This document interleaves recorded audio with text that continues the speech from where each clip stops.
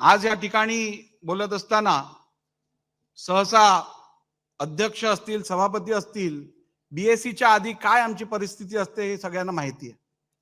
आणि बीएससी मध्ये ज्या वेळेला प्रस्ताव येतात त्यावरती चर्चा होते, काय स्वीकारायचं काय नाही स्वीकारायचं. वळसे पाटील साहेब हसतात, त्यांना माहिती आहे काय परिस्थिती आहे.